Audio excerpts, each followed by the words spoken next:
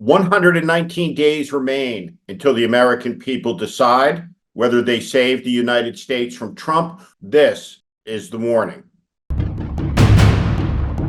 42 days remain until the Democratic National Convention decides if they save their party from Donald Trump, if they take action to win an election that, according to David Axelrod, the chief strategist of the winning Obama 2008 campaign, says Joe Biden is losing.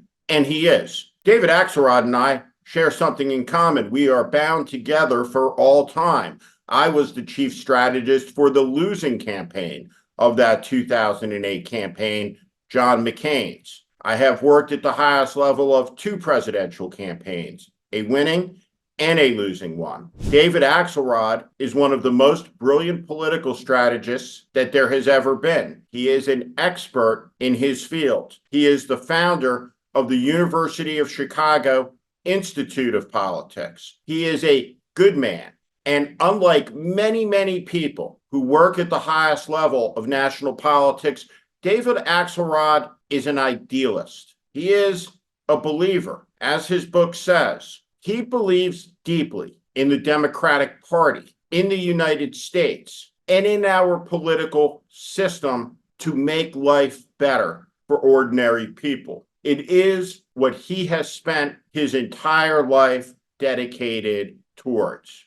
Trust me, he takes no pleasure 119 days before a presidential election announcing it is over. This is the Patriot Front, a fascist group marching in Nashville this week. When Trump becomes the 47th president of the United States without an intervention by Democratic leaders who put the country before the ambitions and the ego of a man or that man's wife, we're going to see more of this, more and more. And then they'll take the masks off. The head of the Heritage Foundation, the home of Project 2025, talked about the fact that if we all get in line, then the next American revolution, the one that's coming with Trump's election, can be bloodless. If everybody submits and there is no defiance, Kevin Roberts said, it can be a bloodless revolution. This is the state of things, a week and a half after the catastrophic debate between President Biden and Donald Trump. Let me ask you a question. When is the last time somebody landed a punch on Donald Trump's chin? When is the last time there has been an assault on MAGA that has hit home? When is the last moment that somebody, somewhere, laid a glove on these people? And the answer is, I can't think of one. They're not in the fight. They're out of it. If the Biden campaign were a ship, it would be stalled. It would be drifting in the current and listing very, very badly. The Biden campaign, since the debate, has spun and sunk and spun some more and sunk some more. It has become a jumble of incoherence, of delusion. The president's interview with George Stephanopoulos was a case in point. Let's watch George Stephanopoulos ask the president about his approval level. If you are told reliably from your allies, from your friends and supporters in the Democratic Party, in the House and the Senate, that they're concerned you're going to lose the House and the Senate if you stay in, what will you do? I'm not going to answer that question. It's not going to happen. I really wish George Stephanopoulos had asked. It took me 12 hours after the fact to come up with the question, so I appreciate not doing it in the moment. But I really wish he had asked here, what do you think the approval level is, Mr. President? The president believes his accomplishments are historic. He is deeply aggrieved that they are not recognized as such. He is hell-bent on more power, more time, more.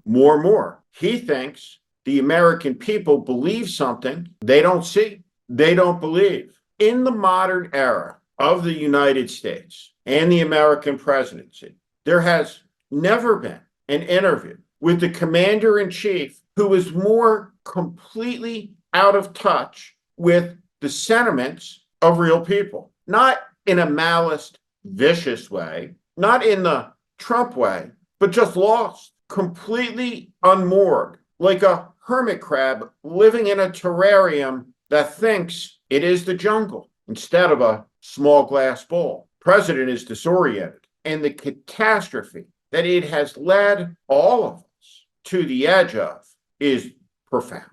Here is Mark Robinson, the lieutenant governor of North Carolina. Mark Robinson is running for governor. He is a Holocaust denier. He denies the murder of the Jews by the Nazis. He denies Auschwitz and Treblinka and Majdanek. He denies it all. Mark Robinson also last week stood in the pulpit of MAGA church. Do you know what he said? Did he talk about love, compassion? How about decency, forgiveness? Did he talk Christ's message? He did not. Here's what he talked about: killing. He said some people need killing. Up against the wall, right, Mark? Where is the outrage? Where is the response to this evil? Where is the mighty voice of the Democratic Party asserting Americanism? It's absent. It's a whisper.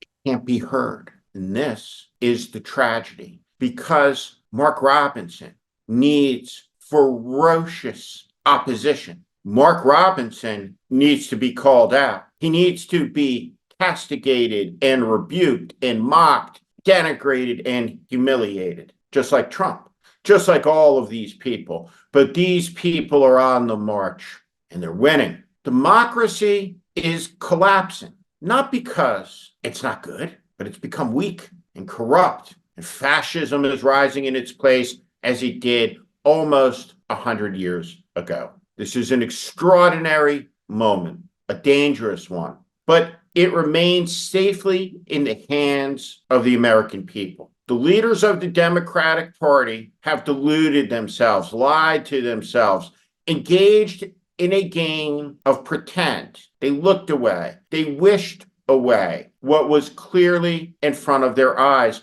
And here's the deal: life does not permit such things. It always catches up. And so it has. This moment requires leadership, patriotism, conviction. It requires, on the part of Joe Biden, an act of humility, an act of patriotism. The Patriot Front, Mark Robinson, Donald Trump, this is all connected. And it has been, always, from the beginning. We should understand it as such. We should appreciate what we're witnessing. We don't have much time left to stop it. In fact, there are 42 days until the Democrats give away the country to Project 2025 and to Donald Trump. And there are 119 days until Donald Trump will wait somewhere in a hotel suite, perhaps at Mar-a-Lago, waiting as the seconds tick down until the networks are ready to make their projections. The difference is, in 2016, the world was surprised. And in 2020, we all saw it happen and knew it was over for Trump. But this time, Trump is winning. And there won't be a surprise when ABC News and NBC News and CBS News and CNN and Fox all say the words, Donald John Trump, the 45th president of the United States, is tonight the president-elect of the United States. It will be a moment of immense tragedy, a tragedy that could be seen as far off as any that has ever been able to be seen forming.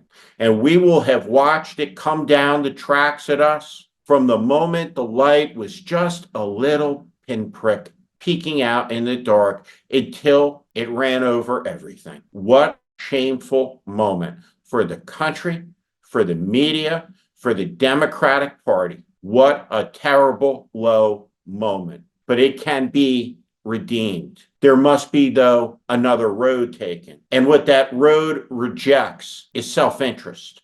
What that road rejects is power for the sake of more. What it embraces is duty and honor and sacrifice. It is the American road. And down that road awaits a brilliant legacy for the 46th president of the United States. And on the road not taken, something terrible waits. Not just defeat, but an eradication of everything that Joe Biden has done, because the only memory that will remain, the only indentation in the sand that will persist, is a legacy of losing to Trump, the man whose ego found a rival at long last. 119 days to go, 42 days until Chicago. This is the warning. We are running out of time. I'm Steve Schmidt. This is the warning, and I invite you to subscribe on our Substack, on our YouTube channel. Follow us. Welcome to the community.